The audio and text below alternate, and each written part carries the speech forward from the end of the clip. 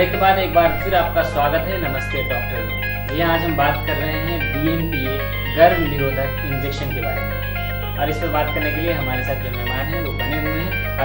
नमस्ते। हम दरियाबाद पुराना से बोल रहे हैं। हमारा नाम संजू है। हम DMPA लगवाए सर, लेकिन 2-3 डोज लगवा चुके हैं। हमारा वजन बहुत ज्यादा बढ़ता जा रहा है, इसका क्या कारण है? DMPA लगवाने से वजन थोड़ा बढ़ सकता है, लेकिन करीब करीब 1 साल में 1 से 2 किलोग्राम तक, बस इतना ही वजन बढ़ सकता है। तो ये करीब करीब हो गया 100 ग्राम 1 महीने में। उससे ज़्यादा वजन DMPA की वजह से नहीं बढ़ता है। और अगर आप नॉर्मल लाइफ की एक्टिविटी, थोड़ा एक्टिव हैं, फिजिकल काम करते हैं, थोड़ा एक्सरसाइज करते हैं, तो वो भी वजन में बढ़ावा नहीं होगा। इस पर एक सवाल मेरा है, पूछूंगा, लेकिन पहले एक सवाल दर्शक का लेते हैं। हेलो, नमस्कार। नमस्कार जी, नाम बताइए और सवाल पूछिए अपना। सर मैं पुष्पा बोल रही। सर मैं DMPA लगवाई तो फिर भी गर्भवती हो गई। अच्छा, देखिए, DMPA लगवाए और गर्भवती हो गई। बड़ा अच्छा प्रश्न है, क्योंकि DMPA लगवाने से अगर सही समय पर अगला इंजेक्शन लगा है तो गर्भवती होने के चांसेस बहुत कम होते हैं। 1000 में कुल 3 गर्भ ठहरने का इसमें हमारी जो स्टडीज है उसमें है। और ये ऐसा तभी होता है, या तो लगवाते वक्त ही ऐसा नहीं देखा गया ठीक से कि प्रेगनेंसी की शुरुआत नहीं है। अगर कभी कभी ऐसा होता है कि लगवाते वक्त ही प्रेगनेंसी की शुरुआत होती है, तो लगाने के बाद वो बच्चा तो पनपता ही है। और कभी कभी ऐसा होता है कि अगला इंजेक्शन आपने समय से नहीं लगवाया, तो भी ऐसी स्थिति आ सकती है। परिवार नियोजन के जितने भी उपाय हैं, सब उपाय के लिए एक सही इस्तेमाल की बात की जाती है, करेक्ट एंड कंसिस्टेंट यूज, जिसको अंग्रेजी में कहते हैं। तो मैं अभी DMPA के बारे में डॉक्टर साहब से जानना चाहूंगा कि DMPA का करेक्ट एंड कंसिस्टेंट यूज यानी किस तरह से इस्तेमाल किया जाए कि DMPA प्रभावी है। DMPA के लिए सबसे महत्वपूर्ण बात यह है कि जिस भी वक्त पहला इंजेक्शन लगे, उस वक्त ये 100% सुनिश्चित कर लिया जाए कि महिला को गर्भ नहीं है। और ये अक्सर ऐसा होता है कि बिना ये सुनिश्चित करे जब लगा दिया जाता है कभी, तो ही ऐसी स्थिति सामने आती है कि गर्भ ठहर गया और आगे बढ़ गया।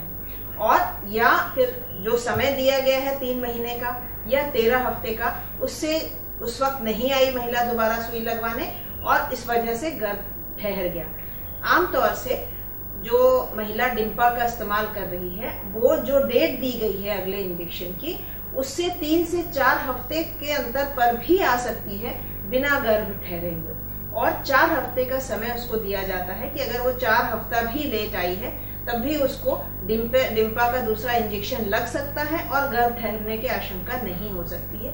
अगर उससे भी आगे बढ़ गए, उससे भी ज्यादा लेट करा, तो भी डिम्पा इंजेक्शन लग सकता है, लेकिन उसके साथ फिर अगले 7 दिनों तक कोई और साधन या कॉन्डोम का इस्तेमाल जरूरी होता है।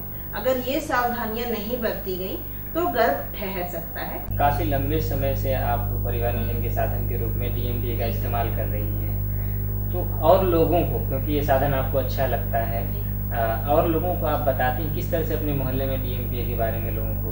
हम लोग बताते हैं जिसके 1 बच्चे, 2 बच्चे, 3 बच्चे हैं, उनको बताते हैं भैया आप इसको करिए, नहीं तो कोई और भी साधन इस्तेमाल करिए, या डिम्पा लगवाइए, फिर कॉपर की लगवाइए, सब बताते हैं। तो जिनको यूज करना है उनको यूज करना है, तो हम लोग कमला नेहरू जो अस्पताल है वहाँ ले जाते हैं अपने थ्रू, मैम के थ्रू जो है। जब आपने इस्तेमाल किया ये साधन, तो कभी आपको अपने पति की तरफ से या अपने परिवार की तरफ से कोई समस्या, कोई परेशानी झेलनी पड़ी? जी नहीं, हमें कुछ नहीं। हमारे परिवार भी कहते हैं, घर वाले कहते हैं कि जाओ, अभी आए हैं हम, तो अपने घर वाले किराए से ही तो आए होंगे यहाँ पे, कोई वो लोग भी हम लोग के साथ है। श्रोता, जिस तरह से रंजू लता ने कहा कि इनको कोई परेशानी नहीं है, घर वाले भी इनका सपोर्ट कर रहे हैं, पति खास करके इनका सपोर्ट कर रहे हैं, ये परिवार नियोजन के साधन के रूप में DMPA का इस्तेमाल करें।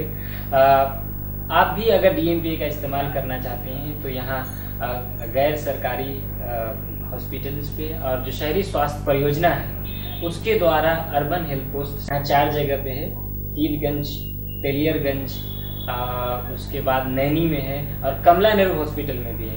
वहाँ जाकर आप DMPA लगवा सकते हैं। बाजार में यहाँ 50 रुपए से लेके 250 तक उपलब्ध है। अगर एडवोकेसी लॉबी लेवल पे देखें तो सरकार किस तरह से इसके ऊपर, मैं खास करके रोचक जी आपसे जानना चाहूँगा, सरकार इसको DMPO को लेकर के क्या सोचती है और किस तरह से अपनी रणनीति बना रही है कि इसको आगे बढ़ाएं? ये अभी सरकारी कार्यक्रम में नहीं है। ये सरकार के जो विभिन्न परिवार नियोजन के साधन हैं उसमें अभी मुफ्त में यह उपलब्ध नहीं है। इसके लिए विभिन्न स्वयंसेवी संगठन दिल्ली स्तर पे एडवोकेसी कर रही हैं। सरकार के साथ काफ़ी वार्तालाप, मीटिंग्स चल रही हैं हमारी परियोजना की और अन्य काफ़ी परियोजनाओं की भारत सरकार के साथ में, कि इसे भी परिवार नियोजन के एक साधन के रूप में अपने कार्यक्रम में शामिल कर लिया जाए और हमें आशा है कि हमें जल्दी इसमें सफलता मिलेगी। बताइए आप, क्योंकि हर दिन आप 2-4 होते रहती हैं इस तरह के लोगों से, आप महिलाओं से, तो किस तरह का आपका अनुभव है कि क्यों आखिर महिलाएं डर रही हैं या फिर किस वजह से ये DMPA का इंटेक है? एक तो फैक्टर कॉस्ट फैक्टर है, वो हमारे यहाँ के समाज में जो हमारे यहाँ की आर्थिक स्थिति है उसके अनुसार ये सही फैक्टर है। और बहुत सारी महिलाएं इस वजह से नहीं लगवा पाती हैं कि वे हर 3 महीने पे खरीद के इतने सुई लगानी पड़ेगी, उतना पैसा ज़रूरी नहीं है कि वो उस गर्भ निरोधन की तरफ दे सकें।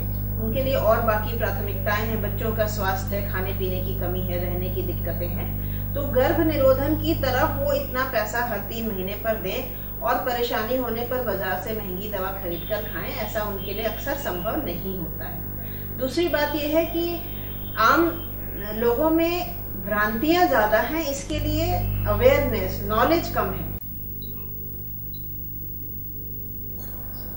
श्रोता, आप देख रहे हैं नमस्ते डॉक्टर, जिसमें आज हम बात कर रहे हैं गर्भ निरोधक सुई के बारे में। गर्भ निरोधक सुई परिवार नियोजन के रूप में किस तरह प्रभावी है, कैसे इसका इस्तेमाल किया जाता है, इसके ऊपर बात करने के लिए हमारे साथ मेहमान हैं और इस बहुत सारे कॉलर हैं जो इलाहाबाद शहर से कॉल कर रहे हैं। वो जानना चाहते हैं कि DMPA के बारे में जो उनके मन में भ्रांति है, जो लोग उनको बताते रहते हैं DMPA को लेकर बहुत सारी परेशानियां आ जाती हैं या किस तरह से DMPA परिवार नियोजन के बारे में अच्छा साधन है, इन सब के ऊपर हम बात कर रहे थे। डॉक्टर साहब, एक बार छोटा सा रिसर्च ये हुआ था, उसमें ये निकल के आया था कि महिलाएं खास करके परिवार नियोजन के साधन को इस्तेमाल करने के लिए एक खास मौसम को प्रेफर करती है, खास मौसम को प्रेफर करती है, सर्दी, गर्मी या इस तरह का। तो क्या DMPA इंजेक्शन लगाने के लिए भी कुछ खास मौसम है, ऐसा गर्मी में लगाना है या सर्दी में लगाना है? ऐसा नहीं है, DMPA लगाने के लिए मौसम से कोई संबंध नहीं है।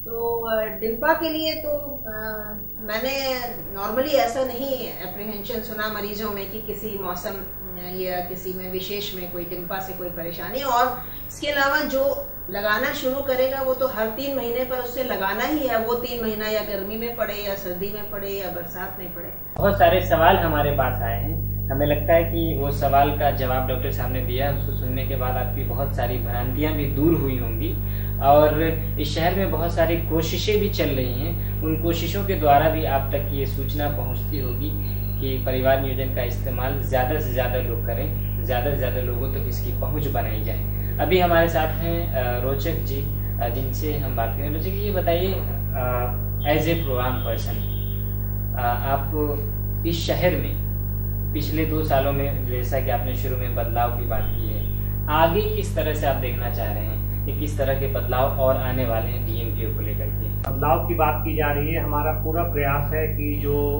लोगों में भ्रांतियां हैं या लोगों के जो इसके बारे में कंफ्यूजन्स हैं, उसको हम कैसे ज़्यादा से ज़्यादा दूर कर सकें, ये हमारा प्रयास है। हमारा प्रयास है कि DMPA इंजेक्शन शहर के ज़्यादा से ज़्यादा स्थानों पर और कम से कम मूल्य पर उपलब्ध हो, ये हमारा दूसरा प्रयास है। हमारा तीसरा प्रयास है कि शहर के लोगों को ज़्यादा से ज़्यादा इसकी जानकारी हो सके, ये कहाँ उपलब्ध है, कितने दर पे उपलब्ध है और इसको कैसे लिया जा सकता है। ये सारी जानकारियाँ ज़्यादा से ज़्यादा लोगों तक उपलब्ध हो, ज़्यादा से ज़्यादा लोगों तक पहुँच सके, ये हमारा परियोजना का आगे का प्रयास है। हमारे साथ मेहमान थे जिन्होंने अपने अपने अनुभव को शेयर किया परिवार नियोजन के साधन को लेकर के। DMPA इंजेक्शन से संबंधित जो भी भ्रांतियां हुई होंगी, आपकी काफ़ी हद तक दूर हुई होगी। इस तरह से और भी आगे प्रोग्राम आपके लिए हम लेकर आते रहेंगे ताकि परिवार नियोजन का इस्तेमाल इस शहर में ज़्यादा से ज़्यादा हो सके और शहर को एक खुशहाल शहर बनाया जा सके, खुशहाल कल की प्लानिंग आज ही की जा सके। तो अपने इसी नोट के साथ मैं अपने साथ आए हुए मेहमानों का शुक्रिया अदा करना चाहूँगा। आप लोगों का शुक्रिया।